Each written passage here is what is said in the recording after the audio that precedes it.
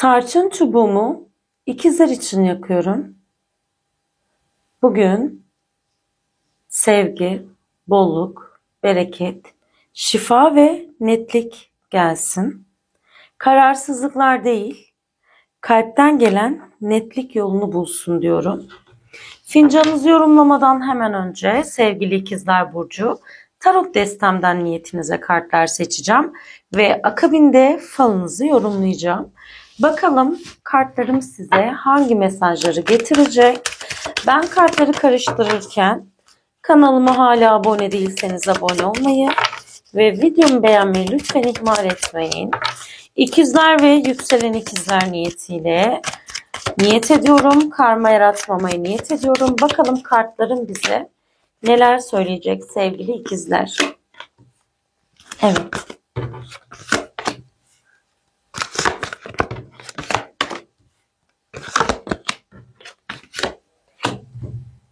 Gerçekten çok güzel kartlar geliyor. Hadi bakalım. Tabii hepsini yorumlayacağım şimdi sizlere. Ve sürpriz kart. Şimdi sevgili ikizler burcu, kartlarına baktığım zaman uzun süredir bir şeyin artık omuzlarına yük olduğundan bahsediyor.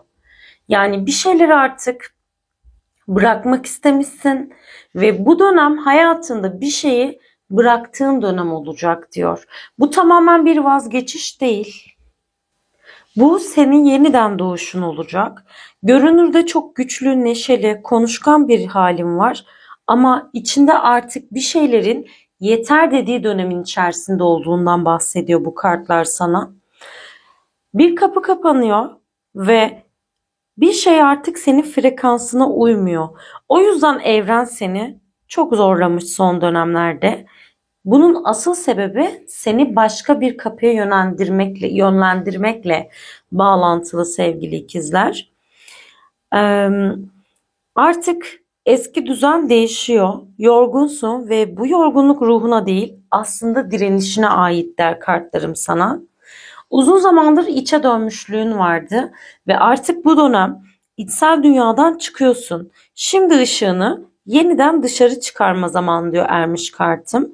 Artık yalnız kalmak değil, paylaşmak istiyorsun. Birinin kalbine dokunmak ya da seni anlamasını istiyorsun. Ve açılımda senin kartın geliyor sevgili ikizler. Kılıç Kraliçesi. Bu tam da seni temsil ediyor. Artık neyi kimin için yaptığını çok iyi biliyorsun. Konuşmalarında bile netlik gelecek diyor. Senin sözlerin şifa olacak birine ama aynı zamanda sınır çizecek bir başka kişiye. Senin zekan artık bir duvar değil, kalkan olacak sevgili ikizler. İçinde hala küçük bir karmaşa olduğunu söylemem mümkün. Sanki herkes senden bir şey bekliyor ama sen artık sadece kendin olmak istiyorsun. Bu savaşın kazananı olmak değil, amacın bu kez sadece kalbini dinlemek sevgili ikizler. Ve mucize sürpriz kartın, değnek ası, yeni başlangıçlar. Bir ışık belirliyor. Yeni bir yol, yeni bir fikir, belki de yeni bir aşk geliyor sevgili ikizler. Çünkü sen artık değiştin ve değiştiğin için hayat sana da başka bir şekilde yaklaşacak. Bu defa kolaylıkla, bu defa yüreğinle olacak. Senin hikayen bitmiyor. Sadece başka bir ritme akıyor ve bu ritim kaderinin yeniden yazıldığı ritim olacak ikizler burcu. Hemen kartlarını toparlayıp fincanını da açalım. Az kartımızı en tepeye alıyoruz. Bu güzel başlangıç enerjisine dahil olman dileğiyle. Bakalım sevgili ikizler. İkizler ve yükselen ikizler sen ya da ikizleri merak ediyorsan bu fincan tam da senin için diyorum. Neyse halin çıksın falında. Dilersen hemen sen de şöyle bir fincanımı incele ve ben de senin için gördüklerimle birlikte yorumlayayım sevgili ikizler. Bakın bakalım sizler neler görebiliyorsunuz. Şimdi burada çok bariz bazı figürler gözüme hitap ediyor. Hepsinden sizlere bahsedeceğim. Fincanınızın dibine bakar mısınız? Öncelikle şu fincanı ilk açtığımda şunu söyleyebilirim sevgili ikizler. Bak burada fincanın dibinde çok net bir göz çıkmış. Görebiliyor musun? Bir göz bebeği. Ve bu göz bebeğinin üstünde de T harfi var. Adında ya da soyadında tam bu noktada T harfi olan bir kişiden nazar alıyorsun. Dikkat et. Bu kişinin enerjisi sana iyi gelmiyor. Niyeti doğrudan kötü olmayabilir. Ama senin enerji alanını bir şekilde etkileyen bir T harfli kişiden bahsediyor. Şimdi hemen fincanın detaylarıyla devam edelim sevgili ikizler. Şimdi hemen tabii ki biz bu göz bebeği gibi görünen figürden sizlere bahsettik, fakat sizler de bakın, onun yine tekrar etrafı böyle daire gibi. Bu ne demek biliyor musunuz?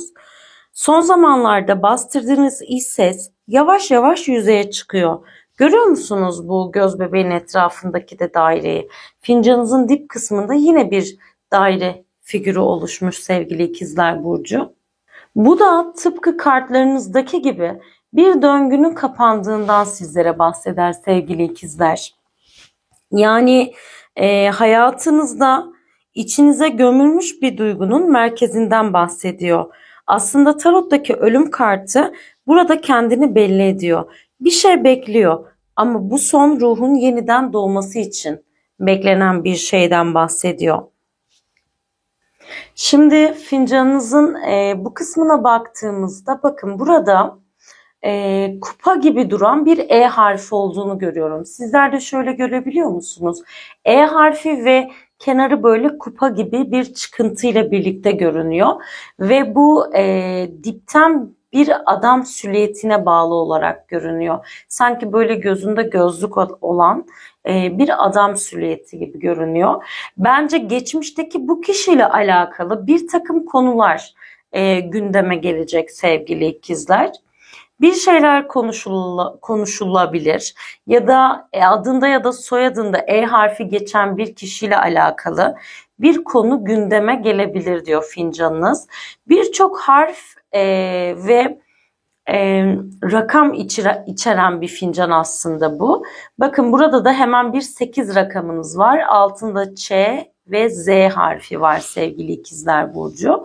Burada tam olarak neden bahsedebilir bu fincan sizlere? 8 rakamı zaten bolluk, sonsuzluk ve denge sembolüdür sevgili ikizler.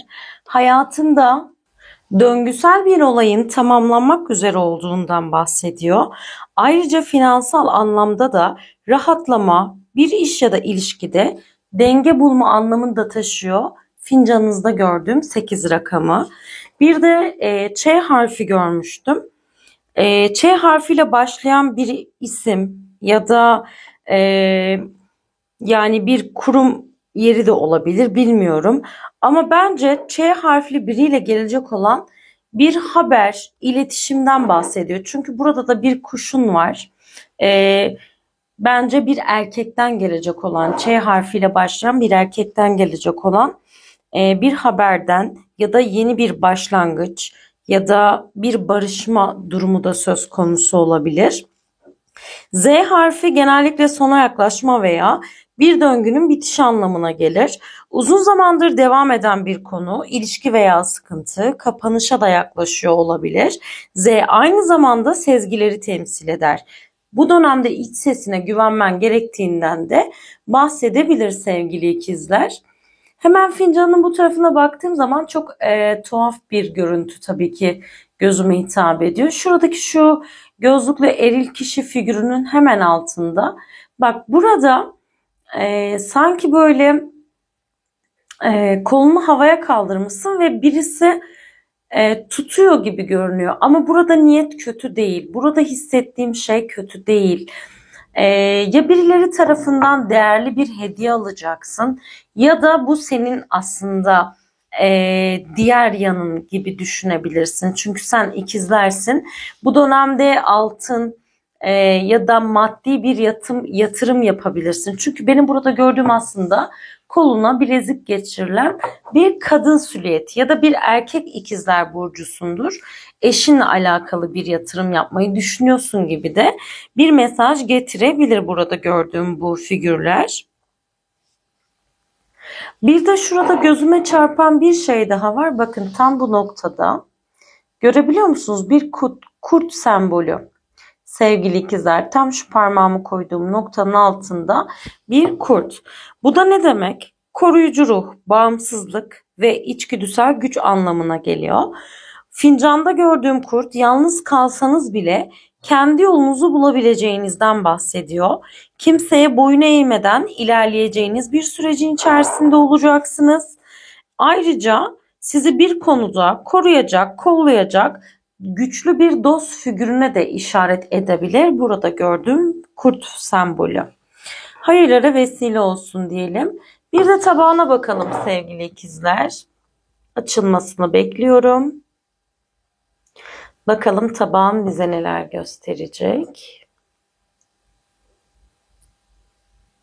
Evet.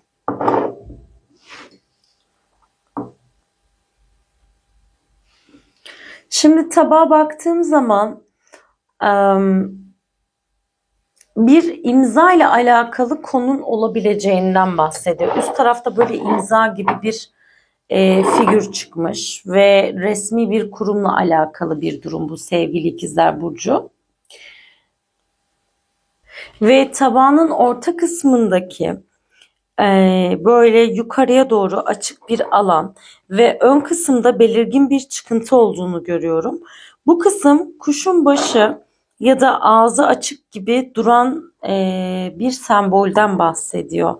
Yani ağzı açık bir kuş ya da bir kuşbaşı da olabilir aslında. Bu şekil yakında gelecek olan bir haber, konuşma ya da açıklamayı temsil ediyor. Birinin artık susmayacağını, söylenecek sözlerin geldiğini, duygusal bir itirafın olabileceğinden bahsedebilir. Hayırlar olsun diyelim. Evet. Şimdi burada yine alt taraftaki koyu tortular geçmişten gelen bir ağırlığın hala tamamen çözülmediğini gösteriyor. Ancak kahvenin bazı kısımlarının açık renkli ve yay biçiminde görülmesi artık açılma zamanının geldiğinden bahsediyor. Yani bu dönem konuşma, açıklık, iç dökme dönemin olacak diyor. Hayırlara vesile olsun diyelim. Evet sevgili ikizler, bugün gördük ki bazen bir bitiş bile sessiz bir başlangıçmış. Fincanın o derin yerinde ne kadar karanlık görünürse görünsün, hep içinde bir ışık vardı. O ışık senin sesindi, senin kelimelerin. Artık sustuklarını değil, içinden geleni söyleme zamanı. Çünkü bu dönem kalbini değil, zihnini yoran her şeyin çözülmeye başladığı dönem olacak. Kartların der ki, geçmişin yükünü bırak. Çünkü yeni sen o ağırlığı taşıyamayacak kadar hafifledi. Ve fincanın da fısıldadı. Konuş, paylaş, anlat. Çünkü evren seni bu kez gerçekten dinliyor sevgili ikizler.